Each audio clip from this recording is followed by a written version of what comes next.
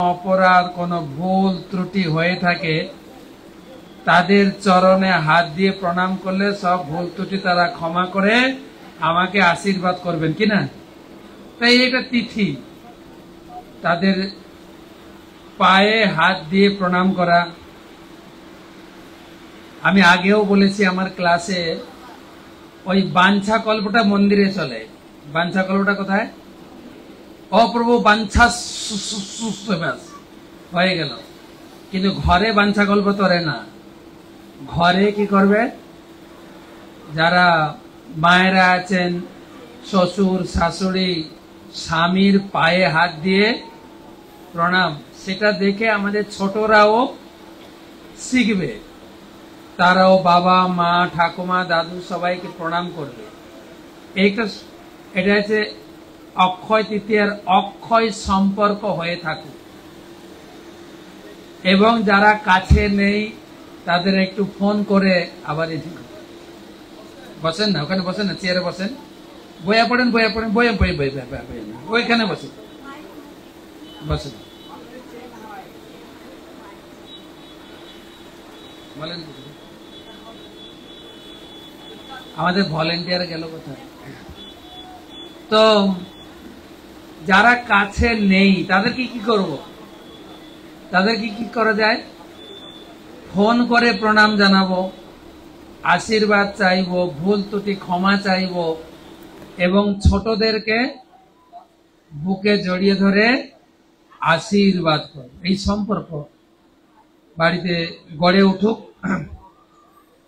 অক্ষয় তৃতীয়াতে আমরা সকালে আলোচনা করলে অনেক তিথি। আজকে হচ্ছে মা অন্নপূর্ণা দেবীর আবির্ভাব তিথি। আজকে হচ্ছে সত্যযুগ ত্রেতা যুগের সূচনা আজকের দিনে শুরু হয়েছিল। আজকের দিনে ব্যাসদেব মহাভারত লেখা শুরু করেছেন। আজকের দিনে পুরীতে রথযাত্রার শুভ সূচনা, অর্থাৎ রথ তৈরি হবে। আজকে রথ তৈরির কাজ শুরু হবে আজকে থেকে। আজকে হচ্ছে পরশুরামের আবির্ভাব তিথি, যেটা সনাতন ধর্মে বলা হয় পরশুরাম জয়ন্তী।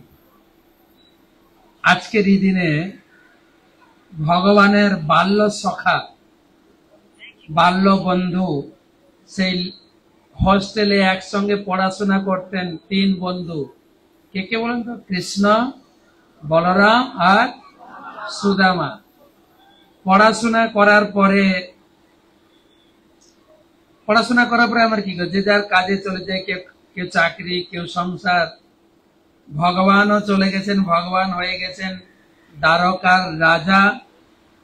একটা দুটো নয়, মাত্র 16,108 স্ত্রী। তিনি দ্বারকার রাজা। এতজন মহিষী, আর সব মহিষীর মাত্র 10-10টা ছেলে, একটা মেয়ে, বিশাল সংসার পেতে বসেছেন। আর এদিকে সুদামাও বিয়ে করে সংসার করেছেন, কিন্তু সে গরিব ব্রাহ্মণ, গরিবই থেকে গেছে। সংসার চালানো অতি কষ্ট। তার স্ত্রী বলছেন, পতিদেব, ছেলে মেয়েরা না খেয়ে মরছে, আজকে কয়েকদিন ধরে আহার জোটেনি, পানি খেয়ে আছে। তোমার তো একজন বাল্য বন্ধু, সে এখন দ্বারকার রাজা, তুমি যাও না তার কাছে। সুদামা আজকের দিনে গিয়েছিলেন, কিন্তু সুদামার মনে ছিল যে আমি যাব, বন্ধুর কাছে কিছু চাইতে পারবো না। বন্ধুর কাছে চাইলে বন্ধুত্ব নষ্ট হবে। ঠিক আছে, আমরাও চাইছি আপনাকে, কিন্তু আমার জন্য চাইছি না। কার জন্য চাইছি? সকলের পরম বন্ধু গোবিন্দর জন্য চাইতে। মনে করেন না প্রভু আপনার টাকা চাইছেন, বন্ধুত্ব নষ্ট হবে না তো? না। সুদামা তার স্ত্রীকে বলেন, আমি বন্ধুর কাছে যেতে পারি, কিন্তু কিছু চাইতে পারবো না, সেই কথা আমার মুখ দিয়ে বেরোবে না। ঠিক আছে, তুমি যেতে বলছো, আমি যাব। অনেক দিন পরে আমার বন্ধুর সঙ্গে দেখা হবে, কতদিনের সেই ছোটবেলাকার সাথী, আমি যাব। ঘর থেকে যাচ্ছেন, তখন তার স্ত্রীকে বলছেন খালি হাতে যাবো বন্ধুর কাছে। আমার এটা সনাতন ধর্মের কালচার, কিন্তু কারোর কাছে গেলে খালি হাতে যেতে নেই, জানি তো। আমরা মন্দিরে আসি খালি হাতে, কিন্তু আর যেখানে যাই কিছু না কিছু নিয়ে যাই। আপনি বলুন তো, আপনি মেয়ের বাড়ি যাবেন, নাতি নাতনি আছেন, খালি হাতে যাবেন? হ্যাঁ না করে কিছু বলে, আরে থোড়ি আমার নাতি নাতনি আছে, আপনাদের নাতি নাতনি আছে। বলুন তো, আপনি বোনের বাড়ি যাবেন, ভাগনা ভাগ্নি আছেন, খালি হাতে যাবেন? কিন্তু মন্দিরে আসবেন খালি হাতে, কেননা ভগবান মূর্তি তো। তো খালি হাতে কি করে যায়, তুমি কিছু দাও, আমি কিছু নিয়ে যাব, কিন্তু বাড়িতে কিছুই নেই তো কি দেবে? বাড়িতে কিছুই নেই। তখন পড়োশি প্রতিবেশী থেকে কিছু খুদ ভাজা, বলে না, পুরো পুরো মুড়িও না, খুদ ভাজা দিয়েছেন। সেইগুলো নিয়ে কত রাস্তা বলেছিলাম সকালে, 130 কিলো রাস্তা, এখন যেটা হয়েছে রোড, 130 কিলোমিটার রাস্তা তিনি পায়ে হাঁটে, খালি পায়ে তপ্ত বালুর উপরে হেঁটেছেন, বন্ধুর সঙ্গে দেখা করতে যাচ্ছেন। রাস্তায় যেতে যেতে কত চিন্তা করেছেন, কত দিনের পুরানো বন্ধু আমার সঙ্গে দেখা হবে, পুরানো দিনের গল্পগুলো করব বসে বসে। হ্যাঁ, কৃষ্ণ তো এখন রাজা হয়েছে, জানি না আমাকে ঠিক মতো চিনতে পারবে কিনা। অনেক সময় হয় না, কতদিনের, এখন তার হোয়াটসঅ্যাপ নেই যে একটা ছবি ছেড়ে দেবো, মেসেজ ছেড়ে দেবো, সেটা তো নেই। তো এই অনেক কৃষ্ণ চিন্তা করতে করতে পৌঁছে গেছে। আর কৃষ্ণ তো জানেন তার বন্ধু এসেছেন, একদম ঘর থেকে ছুটে গেছেন বন্ধুকে আতিথ্য, তাকে সম্বর্ধনা করতে, তাকে রিসিভ করতে, কৃষ্ণ। আর কৃষ্ণ গিয়ে ব্রাহ্মণকে প্রণাম করেছেন, বন্ধু কিন্তু সে ব্রাহ্মণ, আমি ক্ষত্রিয়, প্রণাম করেছেন, বুকে জড়িয়ে ধরেছেন, আর তাকে আদর করে ঘরে নিয়ে এসে কোথায় বসাবেন আপনি? আপনার বাড়িতে যদি আত্মীয় স্বজন যায়, আপনার নিজের খাটে বসাবেন না। ভগবান তার নিজের পালঙ্কে, রুক্মিণী এবং ভগবান যেখানে থাকেন পালঙ্কে বসিয়েছে, এবং জল নিয়েছেন, শুদ্ধ জল, পা দুটোকে অভিষেক করেছেন। ব্রাহ্মণের চরণ আমার ঘরে পড়েছে, তাকে পা ধুয়েছেন, জল ঢালছেন রুক্মিণী, আর পাটাকে ধুয়ে দিচ্ছেন ভগবান কৃষ্ণ। বাকি মহিষীরা তাকে চামর ঢুলাচ্ছেন, ব্যঞ্জন করছেন। পা ধোয়া হয়ে গেল, বসিয়ে চন্দন পরিয়েছেন, মালা পরিয়েছেন, এবারে সুন্দর করে খাবার প্রসাদ একদম সোনার থালিতে। রাজপ্রাসাদে কি খাবেন আপনি? আমাদেরকে রাজপ্রাসাদে নেই, তো রাস্তায় দাঁড়িয়ে যা দেয় তাই খাই। আর পয়সা থাকলে গোবিন্দ রেস্টুরেন্টে, তো লাইন টাইন দেবো না, ওখানে যাই একটু খেয়ে নি। রাজপ্রাসাদে সম্মান, তাকে বসিয়ে সোনার থালিতে খাওয়াচ্ছে। আর কতদিনের অভুক্ত সুদামা আদর করে করে, তৃপ্তি করে করে খাচ্ছেন, আর এক একটা পদ রুক্মিণী দেবী পরিবেশন করছেন, মা লক্ষ্মী স্বয়ং রুক্মিণী দেবী খাওয়াচ্ছেন। তারপরে খাওয়া দাওয়ার পরে নিজের পালঙ্কে শুয়ে দিয়েছেন এবং গিয়ে পদ সেবা করছেন। ব্রাহ্মণ আমার জন্য এত দূর রাস্তা ভ্রমণ করে এসছেন, পদ সেবা করছে। আর জিজ্ঞাসা করছেন, বন্ধু তোমার কি মনে পড়ে যে ছোটবেলায় আমরা বোর্ডিং এ হোস্টেলের দিকে কত বদমাশি করেছি না? হোস্টেলে একটু বদমাশি হয় তো, না? তারপরে গুরুদেব পাঠিয়েছিলেন কাঠ আনতে, গুরুমা রান্নার জন্য কাঠ আনতে গিয়ে আমরা কাল বৈশাখীর ঝড়ে হারিয়ে গেলাম। সারা রাত আমরা একে অপরকে খুঁজেছি, পাইনি। গুরুদেব সকালে খুঁজতে খুঁজতে এসছেন। সেই দিনগুলোর কথা মনে পড়ে না? কথা বলতে বলতে বলছেন, বন্ধু এতদিন পরে দেখা, নিশ্চয়ই আমার ভাবি, মানে আমার বৌদি। কৃষ্ণ বলছেন সুদামাকে, বন্ধুর বউ কে হয়? বন্ধুর বউ বৌদি বলে ডাকি, আর হিন্দিতে বলে ভাবি। আর বর্তমান কালচার একটু আলাদা, ম্যাডাম। এখন কি বলে? ম্যাডাম। বা দিদি টিদি কিছু একটা বলে, তো ভাবি আমার ভাবি নিশ্চয়ই আমার জন্য কিছু পাঠিয়েছে, নিশ্চয়ই তোমাকে খালি হাতে পাঠায়নি। আমার ভাবি তো কিছু দিয়ে পাঠিয়েছে, কেননা উনি আমাকে খুব ভালোবাসে। কিন্তু তো আমার পিয়ারি ভাবি উনি কি দিয়েছেন আমাকে দাও না। কিন্তু সুদামার পুটলিতে কি আছে, আতলে কি আছে? সেই খুদ ভাজা। এই এত বড় রাজপ্রাসাদে আমি এটা বের করবো কি করে? এটা তো রাজপ্রাসাদে খাওয়ার জিনিস না, তো কি করে দেবো? কিছু বলছে, ভাবি কিছু দেয়নি, দিয়েছে তো দেওয়ার সাহস হচ্ছে না। ভগবান জোর করে খেয়েছেন, পোটলা খুলে এক মুঠি খেয়েছেন। আরে এত সাদিস! আমি রাজপ্রাসাদে থাকি, আমার 16,108টা স্ত্রী, তারও এত সুন্দর রান্না করে না। এত সুন্দর খাবার দিয়েছে। অর্থাৎ ভগবান তিনি কোনো খাবার খান না, তো তিনি কি খান? ভক্তের ভক্তি, ভালোবাসা তিনি গ্রহণ করেন। আমার ভাবি ভালোবাসা করে দিয়েছে, এক মুঠা খেয়ে কি তৃপ্তি! তৃপ্তি মিটেনি, আরেক মুঠি খেয়েছেন। তৃপ্তি বাড়ছে, আর মিটবে কি? বাড়ছে। আরেক মুষ্টি নিতে গেছেন, রুক্মিণী হাতটা ধরেছেন, না প্রভু, আপনি 2 মুষ্টি খেয়ে আমাকে বিক্রি করে দিয়েছেন, আবার যদি খেতে চান আমাকে এই প্রাসাদ ছেড়ে ওর বাড়িতে গিয়ে বাস করতে হবে। আর না, ভগবান তৃপ্তি হলে লক্ষ্মী তার বাড়িতে গিয়ে থাকেন। ভগবানকে যদি আমরা তৃপ্তি করতে পারি, তো সেই তৃপ্তি করেছিলেন সুদামা। ভগবানের কাছে কিছু চাইনি, কিন্তু ভগবানের ভালোবাসা, আতিথ্য পেয়ে ফিরে এলেন। আবার সেই 130 কিলো রাস্তা পায়ে হেঁটে হেঁটে ভগবানের সেই যে ভালোবাসা, যে আদর দিয়েছেন, যে ভালোবাসা আতিথ্য দিয়েছেন, এই ভালোবাসার কথা চিন্তা করতে করতে আনন্দ আশ্রু ঝরতে ঝরতে ঘরে পৌঁছে গেছেন, বুঝতেই পারেনি এত তাড়াতাড়ি চলে এলাম। কত রাস্তা? 130 কিলোমিটার রাস্তা।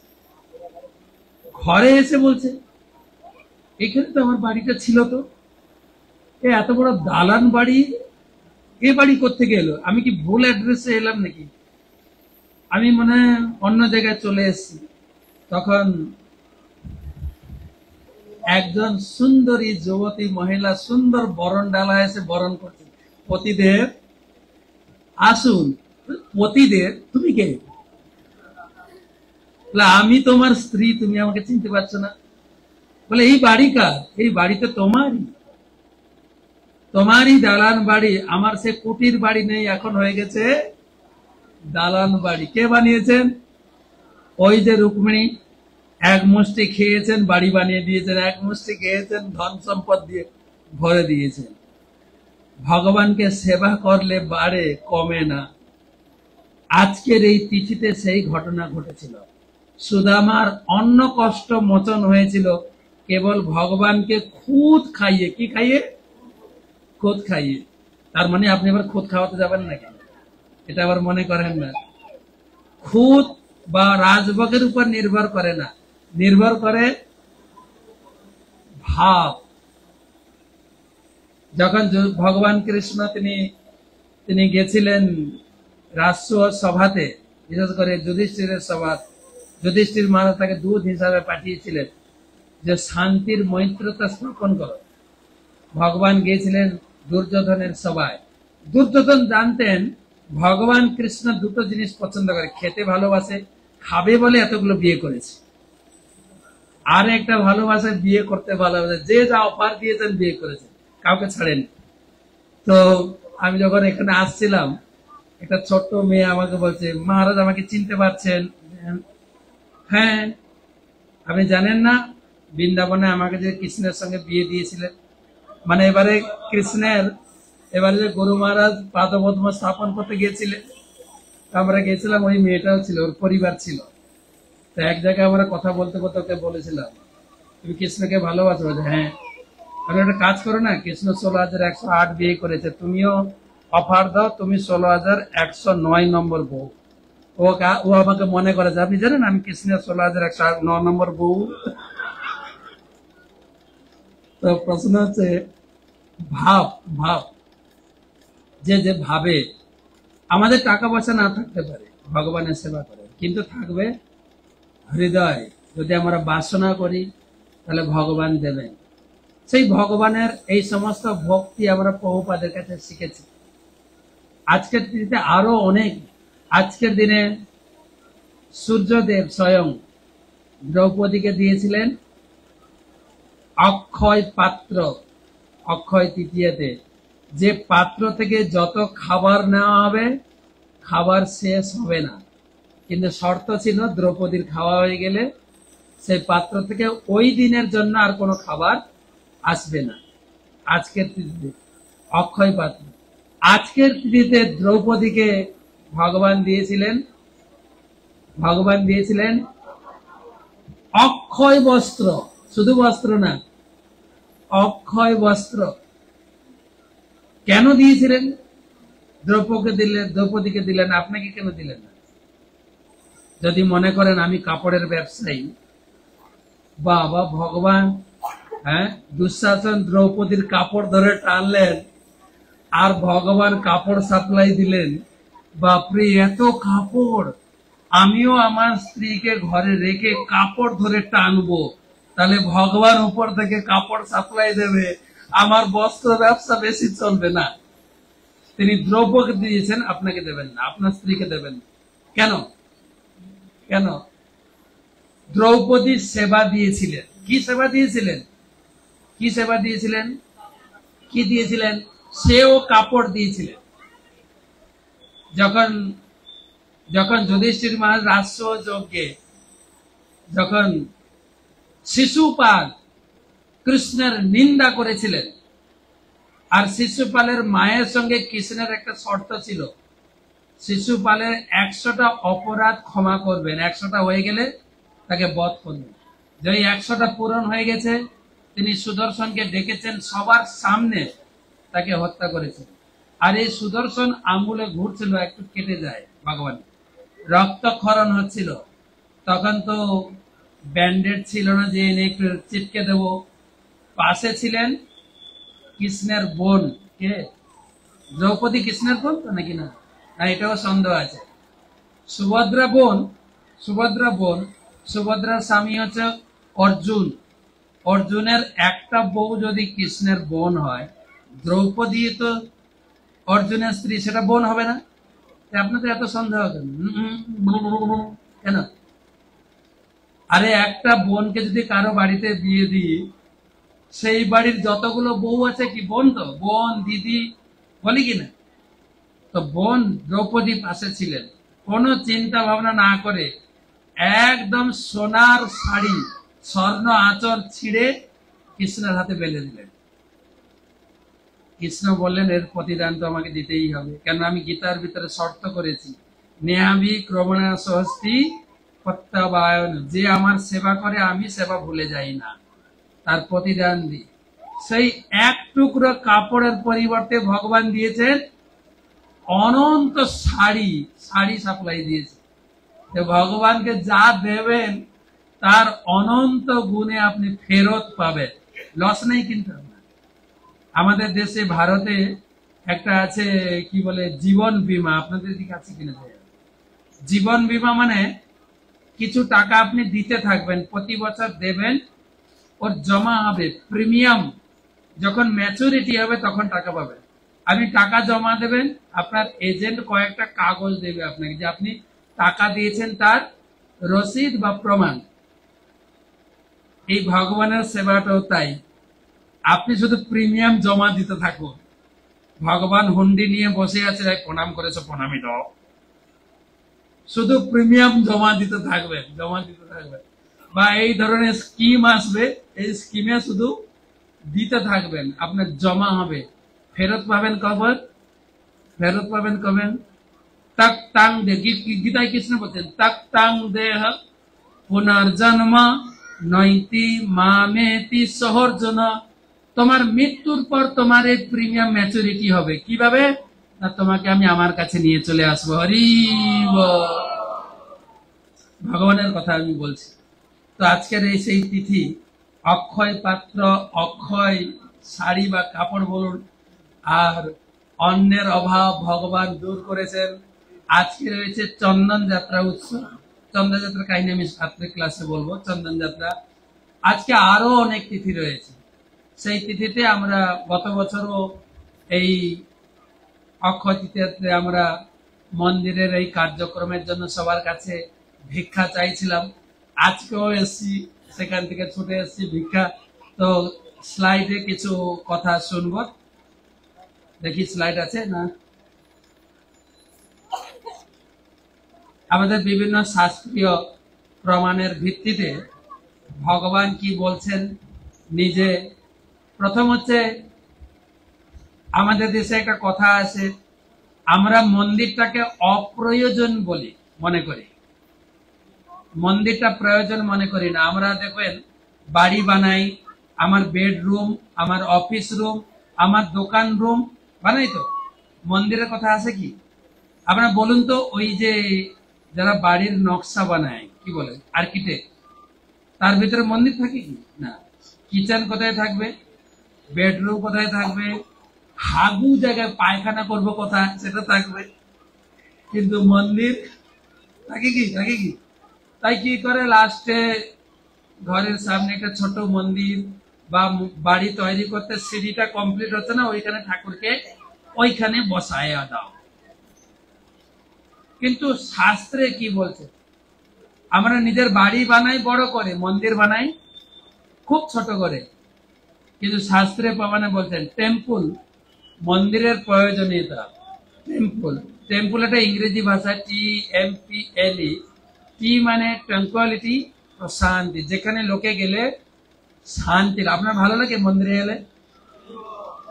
এখন তো মন্দির নাই, তো হরি বল কি, রাস্তায় হাঁটাই যাচ্ছে না, লোকে দাঁড়িয়ে দাঁড়িয়ে খাচ্ছে, ওটাকে শান্তি বলে নাকি বলুন তো? লাইন দিয়ে দাঁড়িয়ে কোমর ব্যথা হয়ে গেছে, কখন যে প্রসাদ পাইবে, আর লাইনটাতে কোন দিকে গেছে, মানে কোনটা অরিজিনাল লাইন সেটাও বোঝা যাচ্ছে না। এটা কি করে শান্তি? মন্দির হবে, মন্দির করতে হবে, যেখানে সুন্দরভাবে আমরা বসে একটু ভগবানের আরাধনা করব, একটু বসে নাম জপ করব, অনুষ্ঠানের পরে বসে একসঙ্গে প্রসাদ পাবো, প্রশান্তি, ট্র্যাঙ্কুয়ালিটি। দ্বিতীয়টা হচ্ছে মানে এডুকেশন। মন্দির যেটা বাইরের লোক জানে, মন্দির মানে আমরা মন্দিরে যাব, এটা ধূপকাঠি মোমবাতি নিয়ে কি করবো,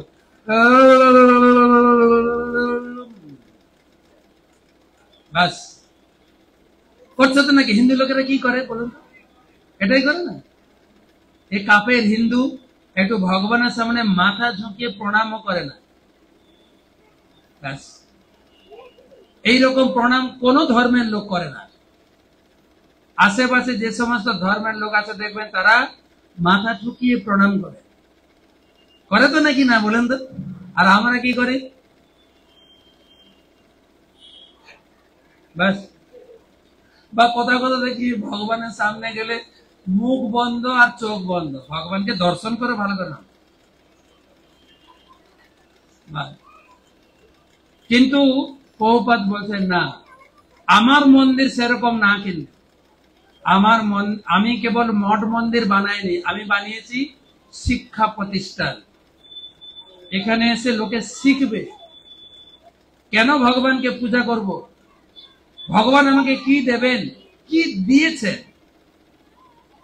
এ শিখতে হবে। কিন্তু আমরা সবকিছু বই পড়ে শিখি।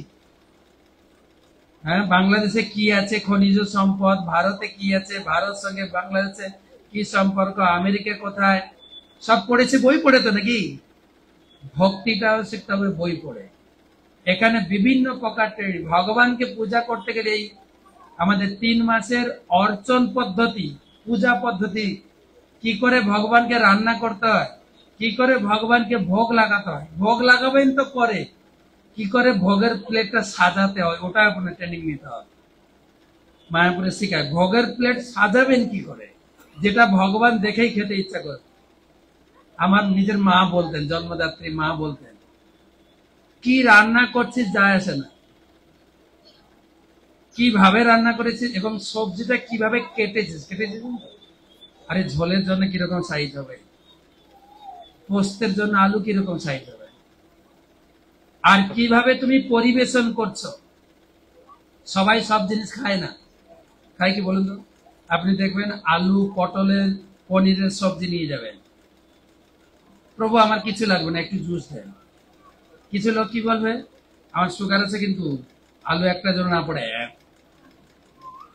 আবার কেউ বলবে আমার পনির খাওয়া মানে শুধু একটা আলু দেবে আর কিছু দেবে না। কিন্তু বিভিন্ন লোক, ঠিক কিনা, যারা পরিবেশন করে, কেউ ডালের উপরে জল খায়, কেউ বা ডালের নিচের গাঢ় জিনিসটা খায়।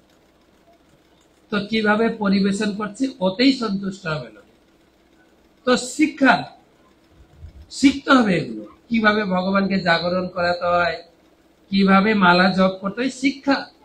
তো শিক্ষার জন্য আমাদের হল লাগবে, তাই নাকি? শুধু একটা মন্দির খাড়া, বাইরের লোক যেভাবে মন্দির খাড়া করে দেয় ওরকম না, কিন্তু মন্দির করতে হবে, শিক্ষার জন্য হল লাগবে, ভক্তদের থাকার জন্য গেস্ট হাউস লাগবে, এবং খাওয়ার জন্য বড় কিচেন লাগবে। সেই জন্য এত পরিকাঠামো দেওয়া হয়েছে। পি মানে আছে পিউরিফিকেশন, শুদ্ধতা। মন্দিরে এসে শুদ্ধতা শিখতে হবে।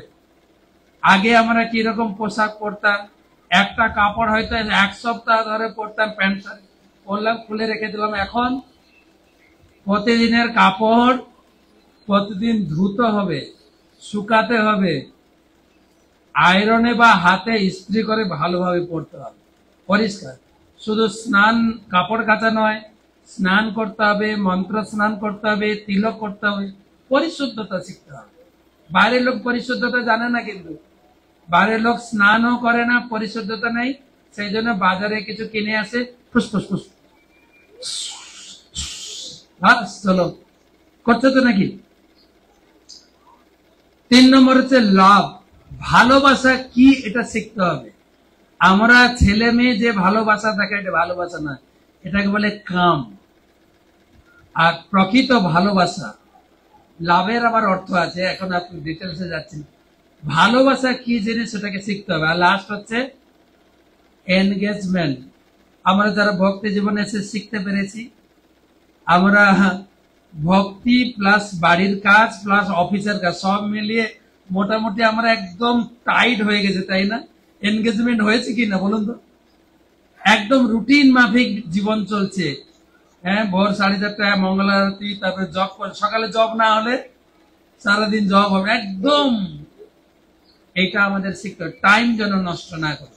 এটা যে টেম্পলের মানে, সেখানে বলা হয়েছে আরম্ভে কৃষ্ণ ধৃষ্ণস্য, শ্রীকৃষ্ণ মন্দির আরম্ভে পূর্বের সপ্তজন্ম যে সকল পাপ হয়েছে তা নষ্ট হয়ে যায়। কেউ যদি ভগবানের মন্দির বানায় বা মন্দির বানাতে সাহায্য করে, তাহলে 100 জন্মের পাপ থেকে সে মুক্ত হবে। হরি বল। নেক্সট, তো পরে বলা আছে, পরের স্লাইডে গুরু মহারাজ কি বলছেন দেখেন। আমি সকালে বলছিলাম যে আমি কালকে যখন এখানে এলাম গুরু মহারাজের দর্শন করে এসেছি, হসপিটালে গিয়ে গুরু মহারাজকে বললাম আমি বাংলাদেশে যাচ্ছি। গুরু মহারাজ বললেন ঠিক আছে, সকল বাংলাদেশ ভক্তের প্রতি আমার আশীর্বাদ রইল। আমার একটা অভিলাষ আছে, তুমি ম্যানেজমেন্টের সঙ্গে আলোচনা করো। সকালে বলছিলাম যে চৈতন্য মহাপ্রভু যেখানে যেখানে গেছেন সেই সব জায়গায় চৈতন্য মহাপ্রভুর স্মৃতি হিসাবে পাদপদ্ম স্থাপন করব। তো সেটা একটু আলোচনা করবে। আমি চারচন্দ্র প্রভুর সঙ্গে আলোচনা করেছি। গুরু মহারাজের অভিলাষ, এর পরের বারে গুরু মহারাজ এসে বাংলাদেশে মহাপ্রভু যেখানে যেখানে গেছেন সেইখানে পাদপদ্ম স্থাপন হবে। তো গুরু মহারাজ কি বলছেন, অক্ষয় তৃতীয়া হলো ত্রেতা যুগের শুরুর দিন বা বার্ষিকী। বলা হয়ে থাকে যে এই দিনে যে কোনো ভক্তিমূলক সেবা বা দান যা করা হয় অক্ষয় হয়ে থাকবে। আপনার যা সেবা যা দান সব অক্ষয় হয়ে থাকবে। তাই এই দিনে কৃপা লাভ করার সমস্ত সুযোগ আপনারা গ্রহণ করুন, প্রচুর পরিমাণে ভগবানের সেবা করুন, ভগবানকে দান করুন আজকের দিনে। নেক্সট, তা আমি সকালে বলছিলাম যে কিছু লোক আছেন আপনারা তো মান্থলি সেবা করেন, কি বলে নিত্য সেবা, নিত্য সেবা সংকল্প। আপনারা আবার মনে করছেন না তো, তাহলে এরপর থেকে শুধু আমি অক্ষয় তৃতীয়ার দিন দেব, আর মান্থলি দেব না। তারা অক্ষয় তৃতীয়ার দিন দিলে বেশি বেশি লাভ। আবার হয়তো অনেকে মনে করছেন আগে টাকা দিয়ে তো মুশকিল হয়ে গেল, আজকের দিনে দিলে তো ভালো হতো মনে না। গুরুমাস বলছেন দোকানে অনেক সময় ছাড় দেওয়া হয়, ছাড় কি বলা যায়, ডিসকাউন্ট সেল, চৈত্র সেল, বৈশাখ সেল, ঈদের সেল আছে না, পূজার সেল। কেননা গুরুমাস বলছেন নতুন কাস্টমার ধরার জন্য, যে সেল দিলে আমার দোকানে এসে কিনবে। তো কিছু নিত্য কি বলে খরিদ্দার সবসময় কেনা বেচা করে, আবার কিছু নতুন খরিদ্দার ধরার জন্য দেওয়া। যারা নিত্য সেবা করছেন মন্দিরে, আপনারা হচ্ছেন নিত্য খরিদ্দার। তো আজকের এই তিথিগুলো হচ্ছে নতুন কাস্টমার ধরার জন্য, হ্যাঁ, বেশি লাভ পাবেন। কিন্তু আরেকটা প্রশ্ন আপনাদের করি, যে আপনি কোন দোকান থেকে রেগুলার জিনিসপত্র কেনেন, কিন্তু কোন অনুষ্ঠানে বা পুজোতে বা চৈত্র সেলে যদি ডিসকাউন্ট দেয়, ওই সুযোগটাও নেবেন কিনা? নেবেন কিনা? হ্যাঁ, আমি কেন পাবো না, সবাই যদি পায়। ঠিক সেইভাবে যারা নিত্য সেবা করছেন তো করবেনই, আর এই ডিসকাউন্টটাও গ্রহণ করবে, তাহলে দুটো ঠিক থাকবে। তো প্রভুপাদ বলছেন তুমি যদি ভগবান কৃষ্ণের জন্য মন্দির নির্মাণে সহায়তা করো, তাহলে তিনি তোমার জন্য বৈকুণ্ঠ জগতে স্থান নির্মাণ করবেন।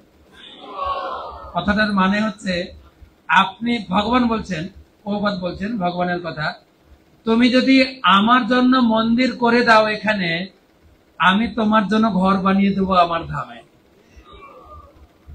কি মনে করছেন বলেন? আমার এই জীবনে যা ইনকাম করছি খুব ভালো চলছে, রিটায়ার পরে পেনশন পাবো কিনা কে জানে, আবার মৃত্যুর পরে যে কোথায় যাব তার কোনো ঠিক ঠিকানা নেই। তাই ভবিষ্যতের পুঁজি জমা করুন, যে কমপক্ষে আমার সাধ্য মতো, অসাধ্য মতো ভগবানের কিছু, সাধ্য মতো মানে যতটুকু দিতে পারবো। কিন্তু সকালে বলছিলাম, আপনি চিন্তা করুন না ভগবানের বেশি করে সেবা করবো। সকালবেলা একজন ভক্ত এসেছিলেন, মাস্টারমশাইয়ের চাকরি করেন মনে, তিনি ব্রত ধরেছেন 1 কোটি টাকা মন্দিরে দেবো। চাঁদচন্দ্রবাবু বলছিলেন উনি যা সার্ভিস করে, ওই সার্ভিসের টাকা সব জোটালেও 1 কোটি হবে না, কিন্তু সংকল্প করে বসছেন ভগবান তাকে অবশ্যই দেবেন।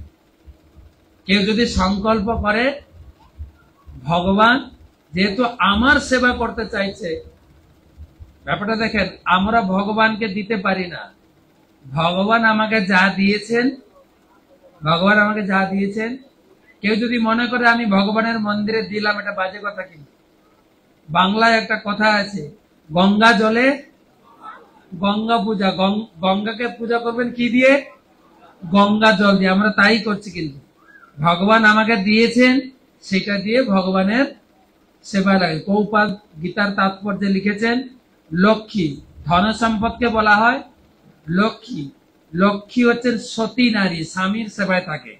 তাই লক্ষ্মীকে যদি স্বামীর সেবায় লাগানো হয়, তাহলে স্থির থাকবে, নাহলে চঞ্চলা, যখন তখন বাড়ি থেকে চলে যাবে। তো সেই জন্য তুমি আমার জন্য মন্দির বানিয়ে দাও, আমি তোমার থাকার ব্যবস্থা করব তোমার মৃত্যুর পরে। কত বড় কথা না? তো পরের স্লাইড। তো এখানে বিভিন্ন পুরাণ থেকে হরিভক্তি বিলাস, অক্ষয়া সত্যতে লোকে তৃতীয়া হরিবল্লভা, স্নানে দানে অর্চনে সাধ্যে জপে পূর্বচ তর্পণে। বৈশাখ মাসের শুক্লপক্ষের সেই অক্ষয় তৃতীয়া হরিপ্রিয়া হেতু, এই অক্ষয় তৃতীয়া তিথি ভগবানের খুব প্রিয়, লোকে একে অক্ষয় তৃতীয়া বলে। এই তিথিতে স্নান, দান, অর্চন, শ্রাদ্ধ, জপ, পিতৃতর্পণের ফল সব অক্ষয় হয়ে থাকে। হরি বল। পরের স্লাইড। বিভিন্ন শাস্ত্রে যা বলা হয়েছে, অগ্নি পুরাণে এমনকি যিনি কেবল ইট ভগবানের মন্দির নির্মাণে অর্পণ করেন, তার ফল ও সম্পদ বর্ণন করতে কেউ সম্পদ নয়। তার আবার এমন করে না তাহলে আমি একটা ইট দেব। কমপক্ষে যার সামর্থ্য নেই, যেরকম স্টেজে এসেছিলেন, কেউ 500 টাকা দিচ্ছেন, কেউ 1000 টাকা দিচ্ছেন, কিন্তু আপনার সামর্থ্য থাকলে অবশ্যই ভগবান কত টাকা দিচ্ছেন দেখেন না। কিন্তু আমাদের পরম পূজ্য শ্রীশ্রীমৎ ভক্তি পুরুষোত্তম মহারাজ বলেন, ভগবান কে কত দিচ্ছেন দেখেন না। একটা রিক্সাওয়ালা মন্দিরে এসে 100 টাকা প্রণামী বাক্সতে ঢুকালো, তার ইনকাম কত সারাদিনে? 200, 300, বড় জোর 500 টাকা। তাতে কত টাকা দিল? 100 টাকা দিল।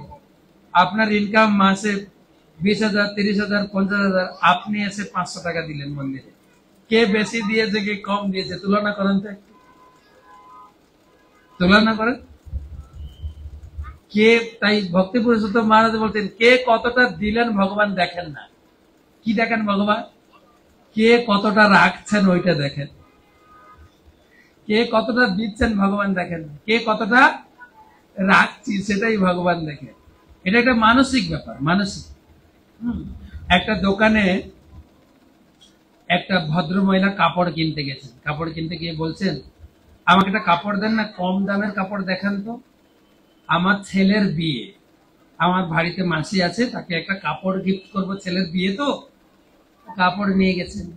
সেই দোকানে ওই বাড়ির মাসি গেছে কাপড় কিনতে, দাদা একটা দামি কাপড় দেখাবেন, আমার মালিকের ছেলের বিয়ে, একটা দামি কাপড় আমি একটা গিফট করব।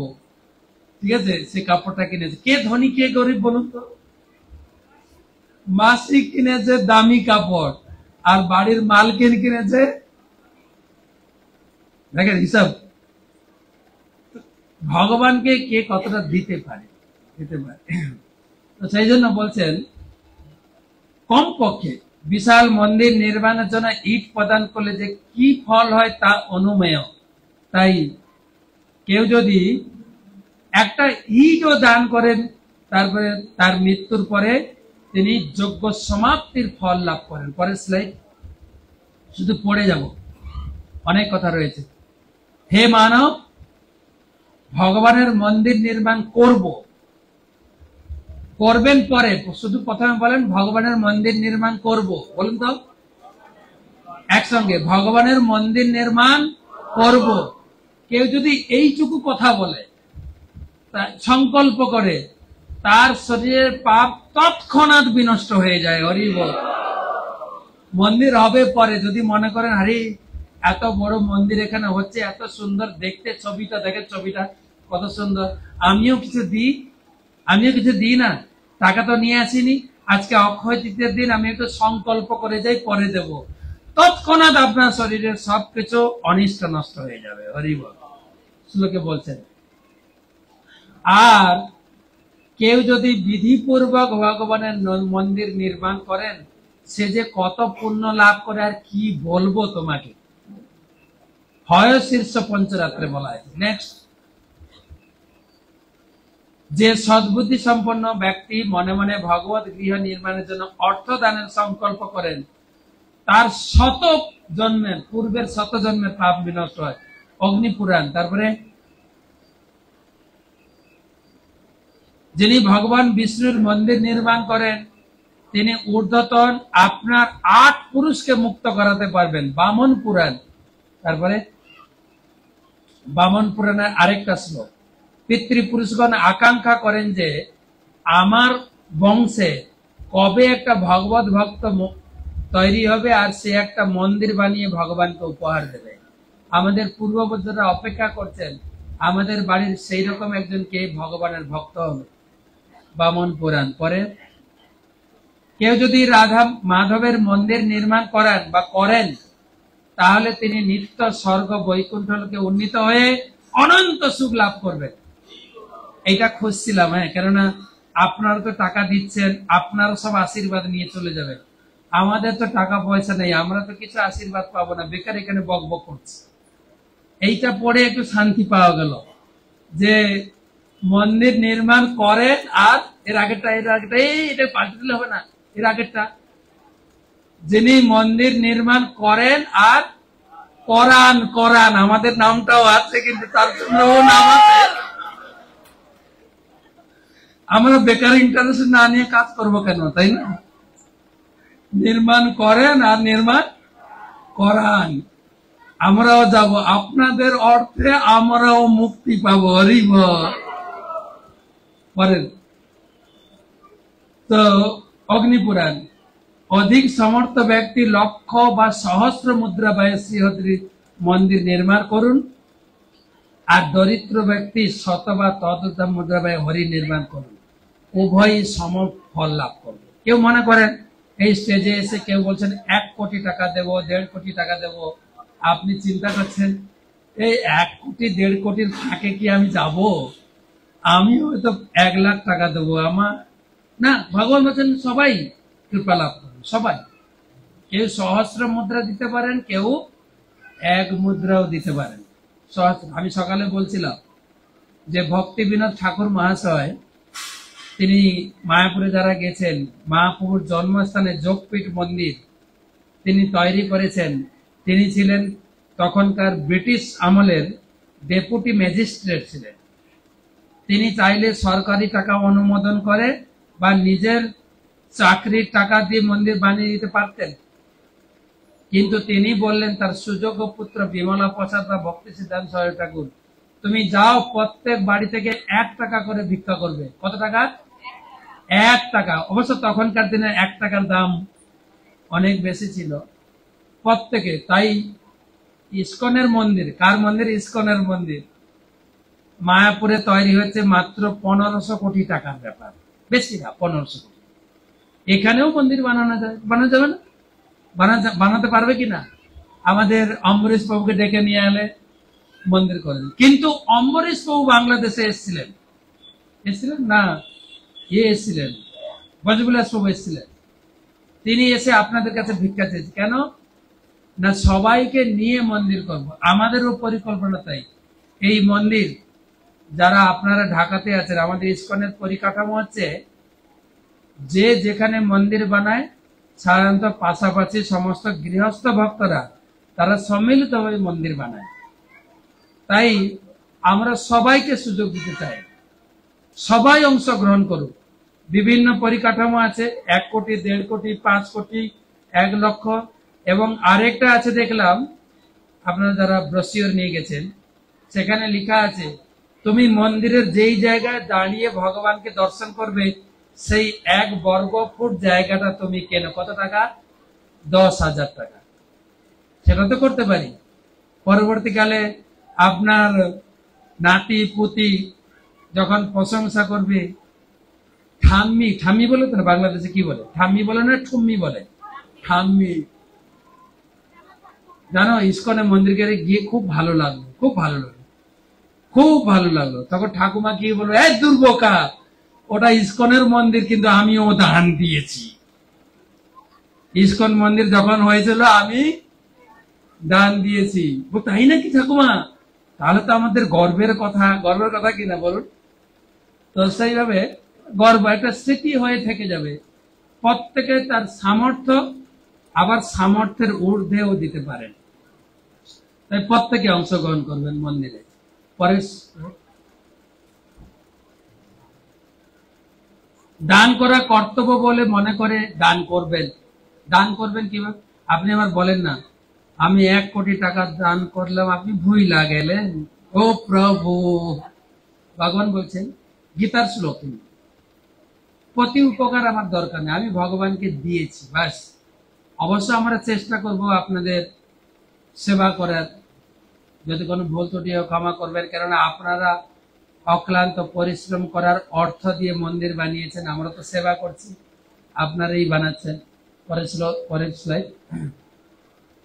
যিনি ভক্তিযুক্ত হয়ে মনোহর রূপে শ্রী ভগবানের মন্দির নির্মাণ করেন, তিনি নিখিল পাতক বিমুক্ত হয়ে বিষ্ণু লোকে যাবেন। পরের স্লাইড। নৃসিংহপুরাণ, স্কন্দপুরাণ, শ্রীকৃষ্ণের মন্দির নির্মাণে প্রবৃত্ত হওয়া মাত্র 7 জন্মকৃত পাপ রাশি নষ্ট হয়ে যায়। পরের স্লাইড। পরমেশ্বরী পরমেশ্বর ভগবানের বাসগৃহ নির্মাণ করা হলে রাজস্ব অশ্বমেধ যজ্ঞের তুল্য ফল হয়ে থাকে। রাজস্ব যজ্ঞ, অশ্বমেধ যজ্ঞ আমরা শুনেছি, কত ফল লাভ হয় তা জানি না, কিন্তু আপনি যদি ভগবানের মন্দির নির্মাণে সাহায্য করেন, আপনিও সেই ফলে লাভের অধিকারী হবেন। পরের স্লাইড না শেষ। যে ব্যক্তি ভগবানের মন্দির নির্মাণ করায়, আবার আমাদের নাম আছে কিন্তু, অর্থাৎ আপনি নিজে কিছু দিয়েছেন, আপনার আত্মীয় স্বজনকেও বলুন যে আমাদের একটা মন্দির তৈরি হচ্ছে, তুমিও কিছু দান করো। সকলের কর্তব্য। সকালে আমি বলেছিলাম যে আমাদের ধর্মে একটা কথা আছে, সংসার ধর্ম, জোরে বলেন তো, সংসার ধর্ম বলেন।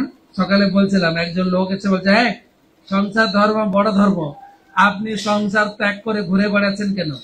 আমি হাত জোড় করে বললাম, কি বলবো, সবার কপালে তো আর বড় ধর্ম জোটে না, তো আমি কি করব বলুন? আমার কপালে বড় ধর্ম নেই, তো কি করব? ওনাকে বললাম, সংসার ধর্ম বড় ধর্ম কেন জানেন? শাস্ত্রে কি বলছে? ব্রহ্মচর্য, গার্হস্থ, বানপ্রস্থ, সন্ন্যাস। ব্রহ্মচারী মানে ছাত্র জীবন, গুরু গৃহে তাকে সেবা করে, তার কোনো ইনকাম নেই। নাকি ব্রহ্মচারীদের ইনকাম আছে? ইনকাম নেই। গৃহস্থের ইনকাম আছে, চাষবাস, চাকরি, ব্যবসা, কিছু না কিছু ভগবান দিয়েছেন। আচ্ছা, বানপ্রস্থ মানে অবসর প্রাপ্ত জীবন, তারও ইনকাম নেই। আর সন্ন্যাসী তো বাড়ি বাড়ি ঘুরে খেয়ে দিয়ে অন্ন ধ্বংস করে বেড়ায়, তার তো কোনো ইনকামই নেই। ইনকাম কার আছে? আরে জোরে বলুন, আমি টাকা নিচ্ছি না আপনার, জোরে বলুন, ইনকাম কার আছে? গৃহস্থ। যে আমাকে বলছিল সংসার ধরো বড় ধরো, উনার সামনে আমি দাঁড়িয়ে বলছি, তা আমি তো তখন ব্রহ্মচারী ছিল, আমি তো ব্রহ্মচারী, আপনি গৃহস্থ, কিছু টাকা দেন না প্লিজ। তখন উনি বলছেন, আমার মন্ত্র দিয়ে আমাকে আপনি ঠকে দিলে, তো কর্তব্য। তাই আপনিও, আমরা যেরকম আপনাদের কাছে ভিক্ষা চাইছি, আপনিও আপনার আত্মীয় স্বজন বা আপনার পরিচিত কোনো কোম্পানির মালিক, কোনো বড় ব্যবসায়ী, তাদের কাছে গিয়ে বলুন। সবাই কিছু না কিছু দিতে চায়, আমরা সবার কাছে পৌঁছাতে পারছি না, ঠিক কিনা? কথাটা ঠিক বলছি কিনা? সবার সঙ্গে আমাদের যোগাযোগ নেই, সবার কাছে পৌঁছাতে পারছেন। আপনি চেষ্টা করুন, দুভাবে চেষ্টা করতে পারেন, তাকে ভগবানের সেবায় লাগাতে পারেন, আর এটা রাগেও লাগাতে পারেন। এরকম হয় না যে আমাকে ও মেরেছে, আমিও তোমাকে মারব, আমাকে নিরামিষ করিয়েছে, আমিও আমার যত পরিচিত জন আছে, আমার মুখ থেকে মাছ মাংস ছাড়িয়েছি, তোমার মুখ থেকেও মাছ মাংস ছাড়াবো। হ্যাঁ, আমার কাছ থেকে 1 লক্ষ 2 লক্ষ 1 কোটি টাকা নিয়েছে, আমিও তোমার টাকা নিয়ে মন্দিরে লাগাবো। এই তুমি কিছু টাকা দাও, জানো সাধুরা আমার 1 লাখ টাকা নিয়ে নিয়েছে, আমিও তোমার 1 লাখ টাকা নিয়ে সাধুদের দেবো। তাও দুটো ভাবে লাগাতে পারে। তাই এখানে বলা আছে ভগবানের মন্দির করাই আপনি যদি কাউকে লাগাতে পারেন, বা এই সুযোগ, এই যে অক্ষয় তৃতীয়ার সুযোগ আপনি একা নিচ্ছেন কেন? আত্মীয় স্বজনকেও বলুন, তারাও কিছু দিক, তারাও খুশি হবে। কিন্তু ও তাই নাকি, আমিও কিছু টাকা দিতে পারি? আমি তো ভাবতাম তোমরা ভক্ত, তোমাদের টাকা সাধুরা নেয়, আমরা মাছ মাংস খাই, আমাদের টাকাও নেবে। হ্যাঁ, নেবে না কেন? খুশি হয় লোকে, খুশি হয় কেন বলেন তো? আপনি হয়তো 100 জনকে বলবেন, একজন যদি রাজি হয়, কম কি? সেটাও বলছেন করায়, মন্দির নির্মাণ করায়। শুধু আমরা চেষ্টা করলে, আপনারাও চেষ্টা করুন, আরো লোককে কাজে লাগান, বহু লোক কাজে লাগুক, তাহলে এই মন্দির তাড়াতাড়ি কমপ্লিট হবে। পরে তো অনেক বড় মৃন্ময় মন্দির নির্মাণ করলে যে ফল হয়, কাষ্ঠ মন্দির, মৃন্ময় মন্দির মানে মাটির মন্দির তৈরি করলে যে ফল হয়, কাঠের মন্দির তৈরি করলে তার থেকে 100 গুণ ফল বেশি। আর যদি শৈল মানে পাথরের মন্দির, মার্বেলের তৈরি করার মন্দির, 10 গুণ ফল হয়। লৌহ মন্দির 10 গুণ, তাম্রময় মন্দির অপেক্ষা 10 গুণ, রৌপ্য মন্দির সহস্র গুণ, স্বর্ণ মন্দির কত? সহস্র গুণ। আর যদি রত্ন দিয়ে মন্দির করেন, অনন্ত গুণ। আমি জানি না চারচন্দ্রবাবু কি মন্দির বানাচ্ছে, এর ভিতরে কোনটা আপনারা কোন মন্দির বানাবেন বলেন? স্বর্ণ মন্দির বলেন তো, স্বর্ণ মন্দির বানিয়ে দেবেন। তো পরের স্লাইড। হ্যাঁ, অনেক বলে দিচ্ছে, আর বেশি বলবো না। যাই হোক, এখানে আরো শাস্ত্রীয় অনেক প্রমাণ আছে কেন মন্দির বানাই, মন্দিরের কি দরকার এবং আমাদের দায়িত্ব এবং কর্তব্য। তাই অক্ষয় তৃতীয়ার দিনে আমরা সংকল্প করতে পারি, অনেকে সংকল্প করেছেন সেটা পূরণ করেন। আর যেহেতু মন্দির অনেক লেট হচ্ছে কাজ হতে বিভিন্ন কারণে, যত নির্মাণ কার্য দেরি হবে তত তত খরচ বাড়বে, খরচ বাড়তে থাকবে। তো এটা একটা জিনিস। আমি সকালে আরেকটা কথা বলেছিলাম, আমি যখন আসছিলাম গুরু মহারাজ আশীর্বাদ দিয়ে পাঠিয়েছেন, গুরু মহারাজ আসবেন। তো গুরু মহারাজ তিনি এই জগতে রয়েছেন, টিওপিপি মন্দিরে তিনি প্রথম আরতি করবেন, এই আশা উনার। তো আমরাও চাই আমাদের এই স্বামীবাগের মন্দির তাড়াতাড়ি কমপ্লিট হয়ে গুরু মহারাজ আসবেন, গুরু মহারাজ আরতি করবেন। আপনার কি চাইছেন? হরি বলতে কি আসতে হলো মনে হয় না, কমপক্ষে এমন জোরে হরি বল বলবেন। গুরু মহারাজ আছেন দিল্লিতে, দিল্লিতে শোনা যায় জোরে হরি। আচ্ছা শুভনীতা বাবু কি মনে করেন, এই আওয়াজ কি দিল্লি পর্যন্ত গেছে? গেছে কি? আর একটু জোরে, একটু একটু তার আগে একটু কেসে টেসে নেন তো ভালো করে, একদম দম একদম নাভি থেকে গলায় নিয়ে আসবেন জোরে জোরে। 1 2 3 বলার সাথে সাথে 1 2 3। এইরকম গর্জন করে আমরা মন্দিরটা বানাবোই। হরি বল। ধন্যবাদ সকলকে। হরে কৃষ্ণ।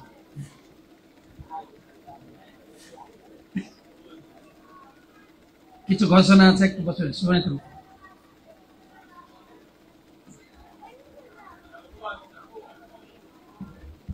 আমি চিন্তা করছিলাম আরেকটা কথা, যে কতজন এই মন্দিরে সংকল্প করেছেন বা অর্থ দিয়েছেন, হাত তুলেন তো। আচ্ছা, কতজন কি বলবো মনে করছেন আমি সংকল্প করি? আজকে তো অর্থ নিয়ে আসেননি, ফর্ম আছে মনে হয়, একটা ফর্ম নিয়ে যান, ফর্ম ফিল আপ করেন। আপনি চিন্তা করেন কতজন মনে করছেন যে আমরা অংশগ্রহণ করব, যারা করেননি এখনো। তো সবাই সবাই সবাই করেন, আপনার সামর্থ্য অনুযায়ী সবাই ফর্ম নেবেন এবং ফর্মে আপনি ফিল আপ করে যান, যেটাকে আমাদের বলে প্রতিশ্রুতি। ভগবান সেই প্রতিশ্রুতি গ্রহণ করবেন, কেবল প্রতিশ্রুতি মাত্রেই আপনার সংকল্প পুরা হবে। হরে কৃষ্ণ। তার জন্য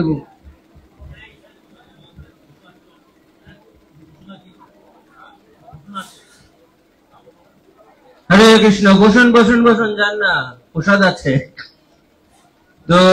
মহারাজ আপনাদের শুধু বলেন নাই, এই জন্য ভক্তি বিজয় ভগবত স্বামী মহারাজকে কেমন লাগলো আপনাদের? কথা হচ্ছে মহারাজ বলছেন আমরা মন্দির করছি, কিন্তু শুধু তাই নাই, ভগবত গীতায় আছে সন্ন্যাসী ব্রহ্মচারীরাও দান করে। আমি গুরু মহারাজ কাছে শুনছিলাম, মহারাজ তার জ্বলন্ত দৃষ্টান্ত। কারণ কি, গতবার তিনি যখন এসে এখানে প্রোগ্রাম করেছিলেন, ওনার যা ব্যক্তিগত দক্ষিণা ছিল সবটাই এই মন্দিরের জন্য দিয়ে গেছেন। এটা মহারাজের দান, কারণ ওটা ওনার প্রাপ্য, উনি সন্ন্যাসী হিসাবে, কিন্তু উনি 1 টাকাও না নিয়ে সব টাকা এখানে দিয়ে গেছেন প্রজেক্টের জন্য। শুধু তাই নয়, আমাদের গুরু মহারাজ তিনিও এখানে একটা বড় প্রণামী তার দক্ষিণা থেকে দান করেছেন। এই প্রকল্প গুরু মহারাজের আশীর্বাদ সিক্ত। এখন আপনাদের কি করণীয়? সন্ন্যাসীরা এই করছে, গৃহস্থরা কি করবে আপনারা নির্ধারণ করুন। সুমনেতা প্রভু।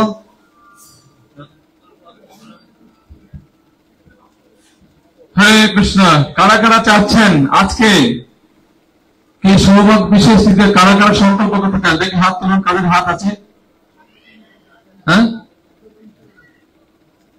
পিছনে পিছনে অনেকগুলো হাত একদম উঠেছে। যারা আমাদের সংকল্প টিমে যাবেন, আপনাদের হাত আজকে কিন্তু কি খালি দিয়ে যাবেন না, একটু একটু একটু ভরে দিয়ে যান। ভরা হাত একটু একটু হালকা করুন। কারা কারা কাদের হাত আছে হাত তুলুন একটু হালকা করে। আজকে সংকল্প করবেন, অনেকে অনেকে হাত তুলে আছেন। যারা সংকল্প টিম আছে সবার কাছে যাবেন।